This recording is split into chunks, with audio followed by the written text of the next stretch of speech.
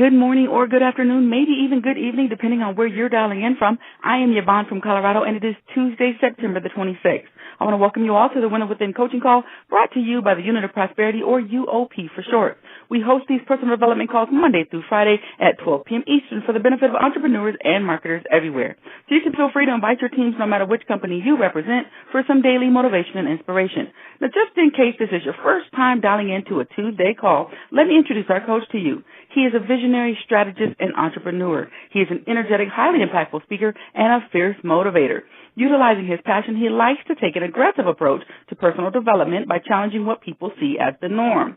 His story is a remarkable one. From a very young age, he's had an entrepreneurial spirit, but lacked the guidance of positive role models to hone his abilities. Even though he faced many pitfalls and major challenges along the way, with faith, will, determination, and perseverance, he was able to reach his goal of becoming a successful entrepreneur. He has an affinity for community outreach and volunteerism. He has served in many leadership capacities over the years, and he is currently a member of the board of directors for both the United Negro College Fund and sister cities in Jacksonville, Florida. His vision is to motivate and teach others the power of effectively utilizing knowledge, resources, and network ability to obtain definitive goals and reach their greatness. Please grab something to write with. You are going to want to take notes. He's going to share with us today the top 3 killers of business. It is my pleasure to introduce and bring to the call Dr. Adrian Gentry. Dr. Gentry, are you ready? I am ready. Thank you so much for that introduction, Yvonne. I promise you, I am a superstar every time I get on this call, even when I'm not at home. You are so welcome. Take it away. No problem. I thank you. I think everyone's get on this call today and let me speak into your life for just a moment. I'm feeling under the weather today, so I'm going to give you what I got, and please bear with me. I'm going to give you what I got and get off. I want to make sure I adhere to my commitment. So I got on the call this morning. A couple of things I always like to mention before I speak. One, I'm a Christian through and through, so every time I speak, you're going to get this word in me. Two, I'm kind of passionate. I'm a very passionate person, actually. And so when I speak, a lot of that passion comes out of me. You don't have to be afraid. I'm not dying. I'm not having a heart attack. I just need you to feel what's inside of me sometimes. And three, I'm a meat and potatoes type of guy. I give you what I got, and I kind of just drop the mic and get off the phone. Recently, coming up with a topic today, recently I consult with a lot of different businesses, and I do some coaching. And over the years, one of the things I've always been passionate about is business. Ever since I was a child, I still remember going to 3rd grade and they're giving you that sheet of paper. And actually, I still have it, that sheet of paper. And they list all the different professions that you would be. So they had firemen on there. They had police officer, doctor, lawyer. And I remember checking no to all of those. And then at the end, the teacher said, well, what do you want to be? I said, I want to own business. And so studying business has been one of the things that's been in me from day one, where they've been selling lemonade on the side corner or cutting grass. I've always been in business in some shape, form, or fashion. And as I got older, I got to interact with a lot of large companies, both small and large, and seeing how they succeeded. I remember when I was 16 years old, I was actually sitting in the room when they were bringing the Jacksonville Jaguars to Jacksonville, sitting there in the planning committee and watching these guys operate and listening to how they did business. And looking at very large businesses, I've seen that they operated a lot different than small companies. However, I've seen some of the same traits that were devastating to large businesses as they were to small. And the 3 things that kept coming up was always ego, greed, and insecurities. They caused more fights and turmoil inside of companies, and the corporate culture will begin to diminish greatly if the leader's ego was bigger than the company itself. If the leader was greedy, the company itself would have like a big cloud over top of it, where everybody was frustrated, everybody was angry, and then all of a sudden you would begin to see it in the profits. Revenues will begin to drop in every company that had these 3 things that were at the core of their culture. And when we talk about greed, the first thing we always think of is big, large companies. So I began to look up the definition of greed, and it had nothing to do with large companies. It's it's an emotion. So we're going to stop saying it's just greed. The definition is it's an intense and selfish desire for something, especially wealth and power. So let's take greed out the picture. Let's look at greed as selfishness. If you are a selfish leader, you will kill your business. Understand something. Business has nothing to do about you. If you go and you look at a big McDonald's sign, it's going to say served, 1 billion served. That means service. It's a service to other people. And that's just not to customers. That's to the people inside of your business. Are you constantly trying to take away from the people in your business? Have you made your company all about you and what you want and what you want to do and how you like to do it? Because if you have, you're exhibiting the exact definition of greed. You're trying to fulfill something inside of yourself that has absolutely nothing to do with the growth of the business. And I look at people like Steve Jobs. I look at people like John DeLorean. Everybody remember the DeLorean. It didn't last that long.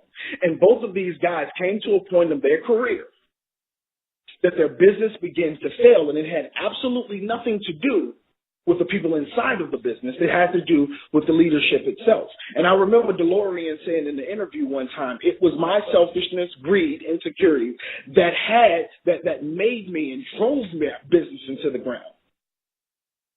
So the second thing I want to talk about is ego and insecurities. And let me help you out real quick. Both egos and insecurities are irrational principles. They're completely irrational. They're completely made up.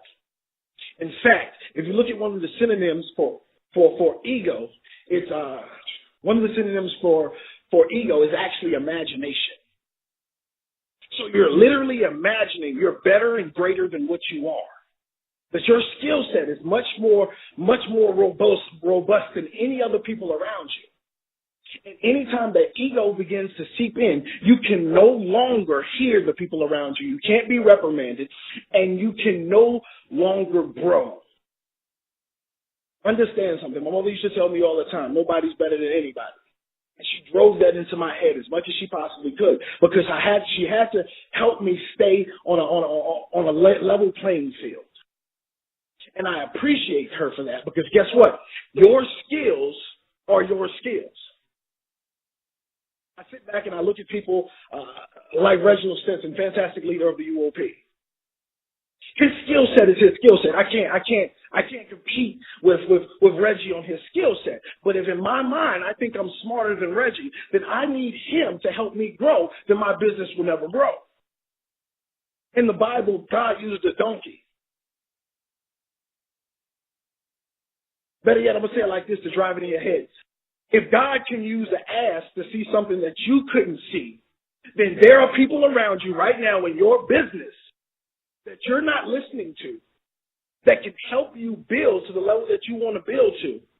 But your ego tells you they're not qualified enough to tell you anything. Knowledge is knowledge. Information is information. Wisdom is wisdom. And it's no matter where it comes from. Do never be the person in your business that believes you're smarter than everyone else in the business. And I've seen this so much in the corporate structure. I've seen companies, literally right now. A couple of months ago, I was working on a company. He's built up to $5-6 million. His ego over the course of his business has begun to deteriorate his entire company. I've watched companies making $5, $10, $15 million based off how the leader led his business. They drug it down into the ground. Never believe you're smarter than everybody around you. It's completely irrational. There's 3 different types of minds in every business. 1, it's a marketing mind. 2, there's a financial mind. 3, there's a technical mind. Just because you have a technical mind doesn't mean that you have a marketing mind. And if that success in your technical skills make you believe that you're smarter than the guy in the financial arena, you're going to lose money. Because you won't hear the very nuggets that you need to begin to build your business and make it grow and prosper. I've watched it too many times.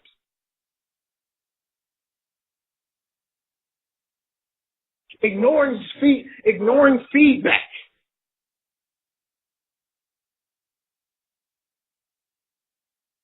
talking down to people, dismissing any information that you do not want to hear, believing you're smarter than everyone else, are all signs of a person that is struggling with ego.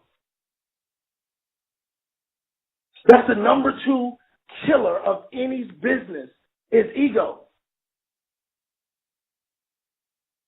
And 3, insecurities.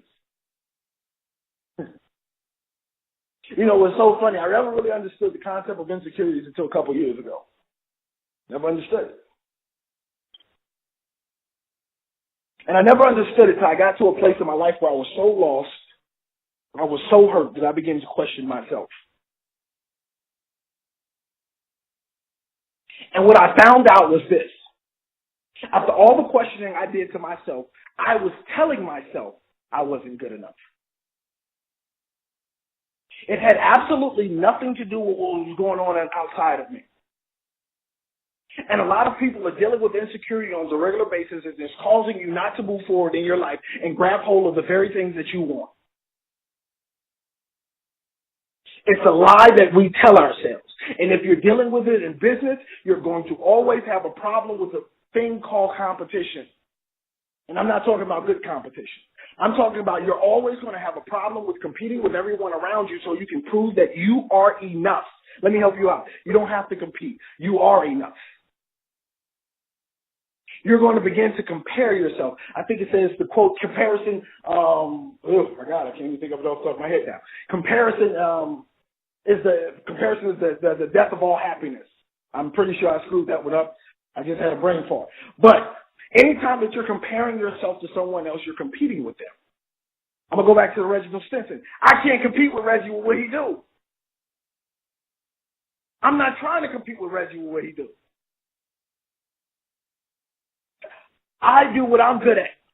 It doesn't make me feel less than that he can build a marketing platform like he's built. It doesn't make me feel insecure because I know who I am. And any time that you know who you are, no one can make you feel less than.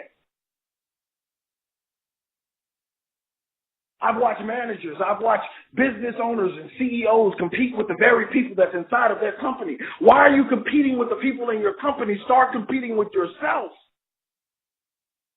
Start developing who you are. Because the insecurities that are in your head have nothing to do with the people outside of you. They have everything to do with what's going on in you. And if you don't deal with you, you cannot deal with your business in a professional manner to help it grow. You're going to always push away the very people that you need out of fear.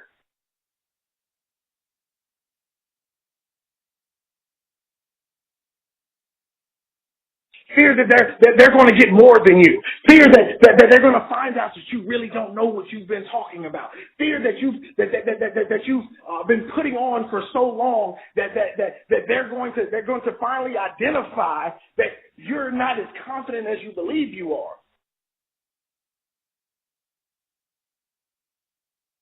The other day I got a phone call from an acquaintance of mine who's going through a divorce after 20 years of marriage. I know their backstory. And I know they're constantly battling back and forth, day in and day out. He can't put the toilet seat down. He put the toilet seat down, he's cheating. She talked to another man, she's cheating. And over the course of this years, they have made each other miserable. And some of us are making each other miserable inside of our own businesses based off the things that are going on inside of us. It's the 3 top killers of business: ego, greed, and insecurity. And guess what? If you don't manage them, they'll begin to consume you.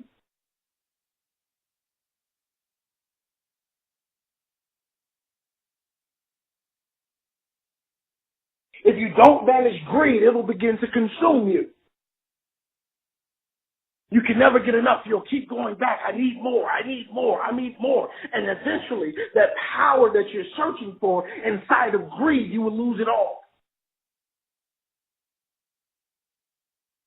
If you don't manage ego, it's going to begin to consume you.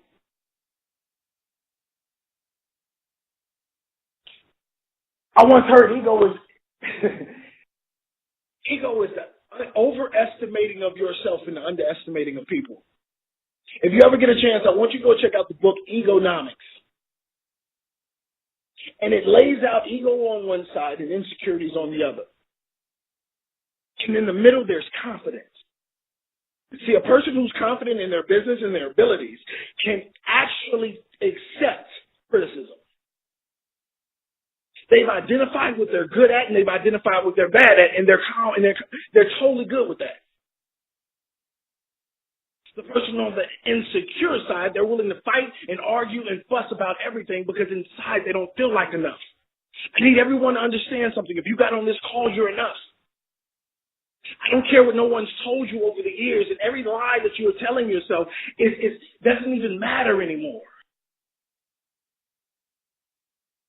You're enough. If you're on the egotistical side, I want to help you out real quick. You ain't that good, bruh. Because if you was as good as you thought you were, you'll already be on the top. And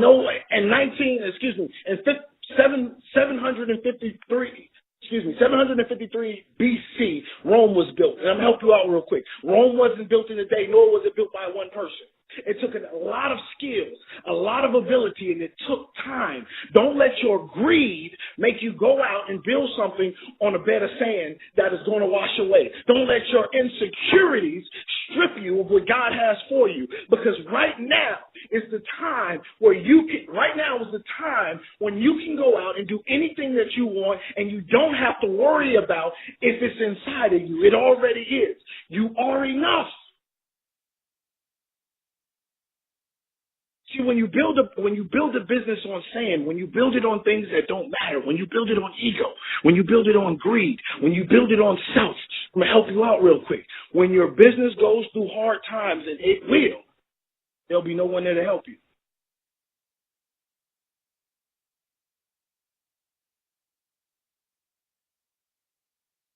Because if you don't manage your ego, let me help you out real quick. You'll lose it and you'll become real humble. It's amazing the corporations that I've seen fall because of just ego. I remember reading a story about Steve Jobs one day. Everybody knows Steve Jobs, best marketing mind in the world. They literally kicked Steve Jobs out of his business due to his ego. At that time, his business was failing miserably. He listened to no one inside of his company because he thought the business was all about him. It was never about him. It was about everyone else. And he went through a Great Depression after he got kicked out of his business. He just couldn't understand, how could they kick me out my own company? I built this. I'm the man. I'm this. I'm that. So he went on and began to do some soul searching. He built a couple more businesses. When Steve Jobs came back to his company, they said they seen a complete change in him. They say he actually cared about his people. They say he actually listened to his people.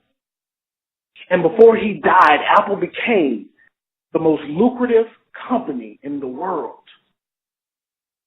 The ego tore it down. His humbleness built it back up. If you don't manage your insecurities, they'll lock you in a prison of fear and frustration. They will cause you to never step up to that line and begin to run the race that you were built to run. If you don't manage them, they will push away the very people that are there in your corner. Everybody's not trying to get over on you. I'm going to help you out real quick. Either you have a business, either you have employees, or you have business partners. Everybody's not trying to get over on you. Everything is not a scam. Everybody is not trying to take from you. It's a lie that you made up in your mind.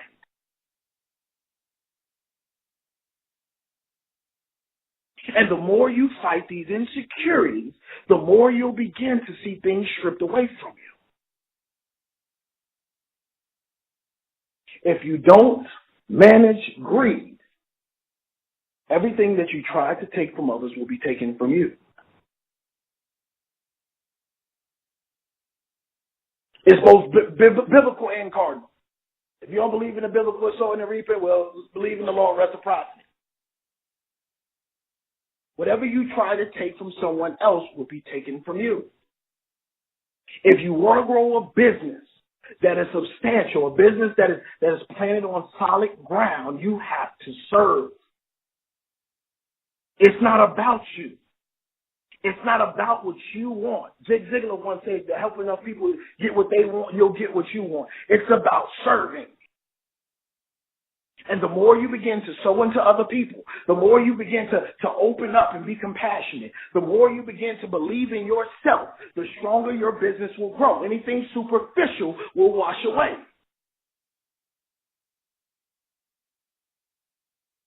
Lose the greed. Lose the ego. Heal the insecurities. And everything you touch in business will begin to prosper. I love you guys. You're great because God said so. Have a fantastic day.